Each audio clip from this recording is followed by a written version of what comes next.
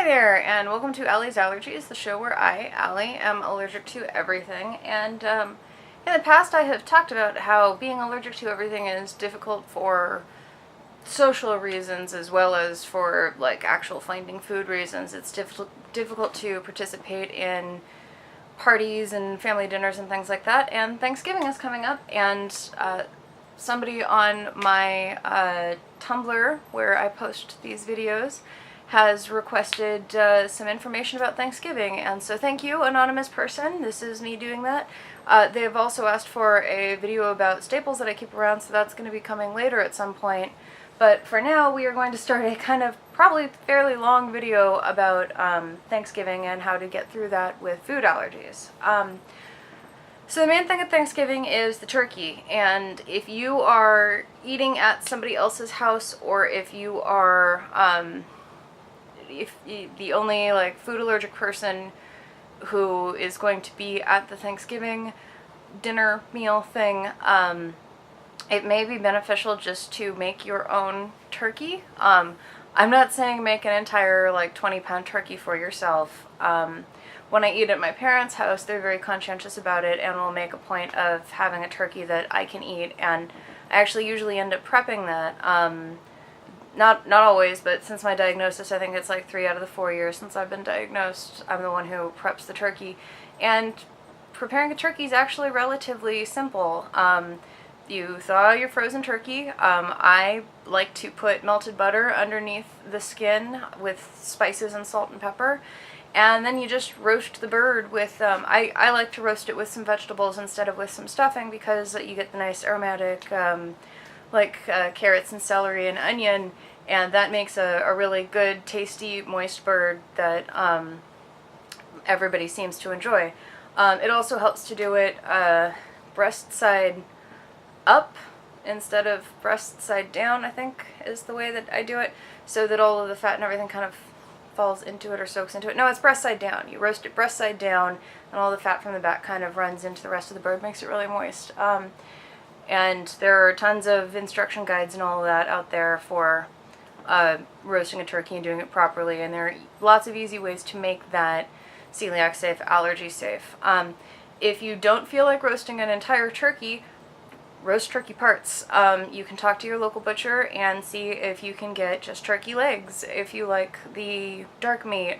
Or I know you can already just any time of the year go out and buy like a butterball turkey breast and roast just that. I prefer birds roasted with the skin on. I think it makes it taste better. I think it makes it moister, so sometimes it's hard to find stuff that's skin on if it's just parts. So you may want to look for a small bird, but doing that on your own means that you don't have to worry that somebody has added seasoning that has one of your allergens in it, or has used some kind of broth that has one of your allergens. And that's the sort of thing that you really want to be careful about. So that's the bird. After that is dressing, and here's what I use. It is the Trader Joe's gluten-free dressing, and the ingredients list is pretty fucking long here. There's a lot going on in there. This tastes like awesome things that I remember dressing tasting like. It serves probably 3 people pretty healthily for a normal, like, sit down and eat a shitload of Thanksgiving food meal. It's incredibly easy. It takes about 15 minutes if you do it stovetop or if you bake it. It is expensive. This is $6, as opposed to like a Mrs. Cubbison's being like $3. And actually at this time of year, I buy multiples. So like I just went to Trader Joe's and I've got this. Last year I bought 6, and it turns out that eating stuffing every other month is just too much fucking stuffing for me. So I actually still have a box left over from last year as well that I'm probably going to be using to cook this year, and then I'll have 2 boxes to have for the rest of the year. But these are not like you can bake half and that'll last you, and then you can bake the other half. This involves like spice packets and things like that where you have to do the entire thing all at once, and that's a little frustrating. It would be nice if it was like 2 packets in there or something that you could decide to do half and half. But, I mean, it's also just real fucking nice to have actual stuffing. That's great. If you're allergic to the Trader Joe's stuffing, what you can do is you can make your own stuffing cubes. by kind of letting some bread go stale, like chopping it into cubes, and then you can stick it in your fridge for a day or two, and then it's a mix of eggs and spices and butter and broth to get that all going together to make a good dressing. If you are allergic to the sorts of breads that you can find on the shelf, there is a recipe, and any recipe that I discuss, I will be linking to a recipe below. I'll write up a Thanksgiving Celiac Safe Master Post on my Tumblr, and I'll link to that below so that you can figure out if there are things that'll work for you. But there's a recipe for 90-second egg bread that's basically an egg, some flour, some buttermilk, some baking powder, and a tiny bit of salt, sugar, and water, and you just mix that together and you microwave it. If you do that, you make like 3 servings of it, you chop it up into pieces, let it get a little bit stale. That's something that's workable. It's incredibly dense, very fucking dense, and makes it a little difficult to have like a serving like you would expect. And the reason I showed this specifically is this is the only brand of baking powder that I can eat. It's like $12 goddamn dollars. This is really expensive baking powder, and the deal is that baking powder is baking soda plus cornstarch for the most part. So this is baking soda plus potato starch. This is what I can have. It's available at Whole Foods. You can find it online. If you find it online at Amazon or something like that, usually it's going to only be available in like a 12-pack, and it's going to be like $100 to order it. Admittedly, this does not go bad for a very long time, and I think this one's actually still sealed. Yeah, it's got a seal, so you can just kind of let it ride, and it'll be good for a while. But I understand it's really hard to buy $100 fucking worth of baking powder all at once. So this is Hain Pure Foods Featherweight Baking Powder. It took me a long time to find this and to figure out that I could eat this. And if you can't do baking powder, if you can't find something like this, I will also find the ratio for the recipe for your make-at-home baking powder, which is cream of tartar with baking soda, is something that you can use as a replacement if you don't want to buy an entire can of it. After that, cranberry sauce. I fucking love cranberry sauce. This is actually a kind of cranberry sauce that I don't think I have had. Maybe I have, maybe I haven't. But it's Trader Joe's. It's just if you go to a grocery store around Thanksgiving, you can find bags of cranberries. If you boil cranberries with sugar, you end with cranberry sauce. This is that. It's just somebody else boiled it with sugar and cranberry sauce for me. The ingredients here are Washington cranberries, water, and sugar. That's it. This is, I feel very comfortable about my ability to eat this. A while ago, Trader Joe's had a cranberry orange relish that was fucking amazing, and that I used one year, and this is sticky. I don't know why I don't think it's leaking. I think something else leaked on it, but it's sticky and it's bugging my hand. The cranberry orange relish was fucking amazing, and if I can't find it this year before Thanksgiving, what I'm probably going to do is zest an orange into this and mix it up and have that as my cranberry sauce. Everybody else in my family likes the cranberry sauce out of the can, so they just use that, but it's corn syrup, and yay, food allergies! There are so many things when you're looking at a Thanksgiving meal that you can point out and say, I can't eat that, can't eat that, can't eat that, can't eat that, can't eat that. So that's what I'm trying to get around. Back to stuffing real quick. There is, I have made a root vegetable stuffing replacement thing that I really liked. It was a little bit spicy, which I thought was fantastic, but it was parsnips. It was diced parsnips instead of bread, with 2 eggs, sage, thyme, salt, pepper. I'll go dig out my recipe for that and also include that in the thing that I'm going to link to below. It doesn't taste exactly the same as stuffing, but it has a lot of that kind of flavor memory feel that works really nicely. And hey, it's always nice if you can get like root vegetables and seasonal vegetables going on when you want to be doing Thanksgiving stuff. I think I also put celery and onions in it. I'll go find the recipe. And then one of the things that is not traditional in my family, but that other people seem to have a lot is green bean casserole. My family just does like peas, or I'll do like a vegetable saute thing instead of a green bean casserole, because we're Californians, so I mean, can't, you know, if you don't have avocado at California Thanksgiving, what the fuck are you doing?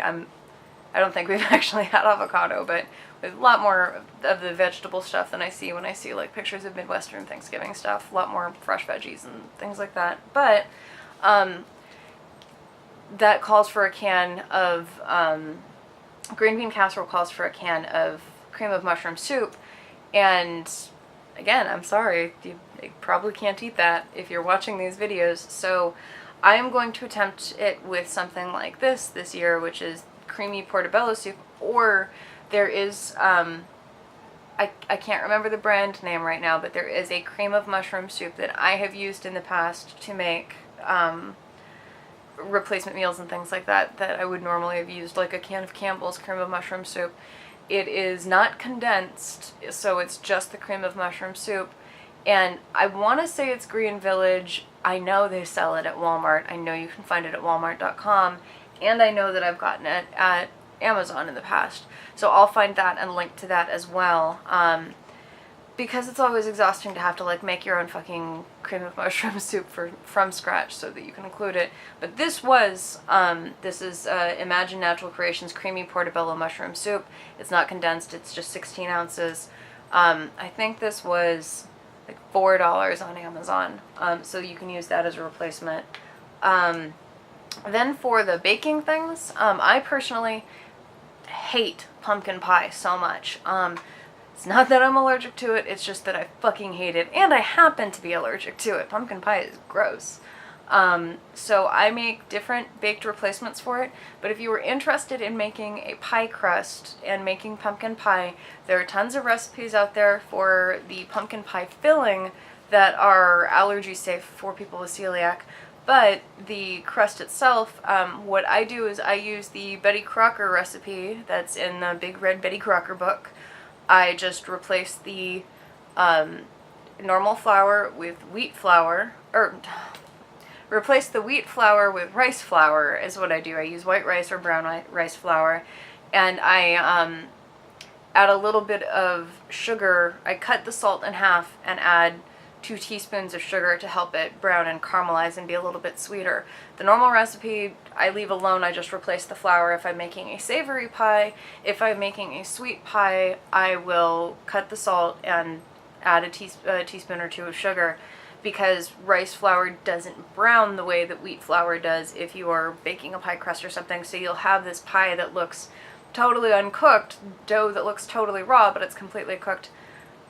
It's also not super ideal. You don't get the nice buttery flaky pie crust like you are probably used to if you didn't get diagnosed until you were older. It's a little bit crumbly and it's a little bit gritty, but it's nice to have a pie if you are watching everybody else pass around pie plates and get their Thanksgiving pies and all of that. If you want to make a pecan pie, if you want to make a pumpkin pie, if you want to make an apple pie or something like that, this crust does actually taste very good with those things, in spite of the fact that it's a little crumbly. So what I do instead, because I don't like pie very much, I don't like pumpkin pie, and it's a lot of effort for something I'm not a huge fan of, is, I don't have it here, but the Trader Joe's certified gluten-free rolled oats. It's a bag that's about this big, it's blue and white, it's $3.99, it's a shitload of oats. On the back of that, there's a recipe for, they say they're cookies, but they're not fucking cookies. It's supposed to be like oatmeal peanut butter cookies, and what I do is, I think it calls for raisins. I say fuck that, replace it with chocolate chips. And I don't know if it calls for almond butter or peanut butter or just any kind of nut butter, but I use peanut butter, and I bake it in a cupcake tray with cupcake wrappers, and it makes these really wonderful, really filling, delicious chocolate chip peanut butter oatmeal like muffin things. And I actually bake those pretty regularly. If I'm going to a wedding or something like that where I know I'm not going to be able to eat cake, I throw like 2 or 3 of those little muffins in my purse in a Ziploc baggie just to be like, hey, I get dessert too, yay! I'm not just like hunting out fruit that doesn't have whipped cream touching it or anything like that. It's nice to be able to grab those and go. They're really delicious warm, they're really delicious cold, and they actually keep very well. They'll keep for a week or two, except I almost never make it to a week or two of having those because I want to eat them all right now. So I think that's most of the things you're going to be dealing with, the basics of Thanksgiving. There are other things, I know everybody has different recipes. I have yet to develop a recipe that's a decent replacement for, like my family does ambrosia salad, and it's like, I used to love that. I mean, who the fuck doesn't love marshmallows and cherries and fruit and whipped cream and everything? That's delightful.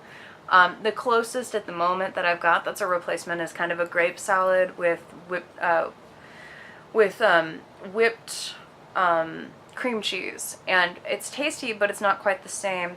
But that's actually pretty good. I'll include a link to that recipe in there.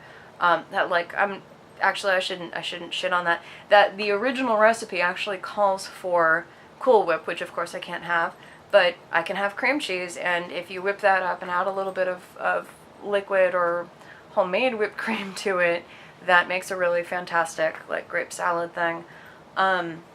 What I'm probably going to end up doing this year, because we are having Thanksgiving at somebody else's house, is I'm probably going to end up baking myself a turkey leg, making my stuffing, prepping everything in little containers, and bringing some bread. I'm probably just going to end up having turkey sandwiches this year because I love the people who have invited us to our Thanksgiving, and I think they're wonderful, but it's incredibly hard to trust other people to cook for you, and like, I don't want to have a problem of getting sick and then having to deal with being sick on the ride home through Thanksgiving Day traffic. It's like, I love them, I want to be there with them, I want to celebrate the holiday with them, but my health is more important. And if anybody's going to get offended that you're not going to try their food, if anybody's going to be mad at you for not, well, can't you just have one slice of pumpkin pie or something like that? You can't let that drive you. And I know it's fucking hard when it's your grandma or somebody whose pumpkin pie you've enjoyed for years, and I know that because people think that this is a fad diet thing, that they think you're just being a snob about it, and it's frustrating, and to an extent I just kind of have to say, like, well, if you can't deal with me eating the things that I need to eat in order to be healthy, I don't know that I can come to your family events anymore. Like, I don't know that we can do this until you accept that this is what I have to do. But nobody should be pressuring you to eat something that's going to be sick. Nobody should be encouraging you to cheat on your diet with something that's going to make you violently ill. And if you think that that's going to happen and you have a kind of toxic family environment where that's a possibility, make sure to bring somebody who knows what your needs are and is supportive of you, and like, maybe don't go. Maybe just try to take care of yourself by yourself and don't worry about pleasing other people by attending their events. Hold your own Thanksgiving. Good luck. It's a difficult time of year for people with food allergies, and I feel you. Like and subscribe if you're interested in seeing more. Make sure to check the info box for all of the recipes I'm about to write up. And good luck. Comment with your Thanksgiving horror stories of parents and grandparents making you eat things that were a terrible plan. Anyway, thank you so much, and you have a great day, and happy holidays. Good luck with the during dinner conversations. Bye!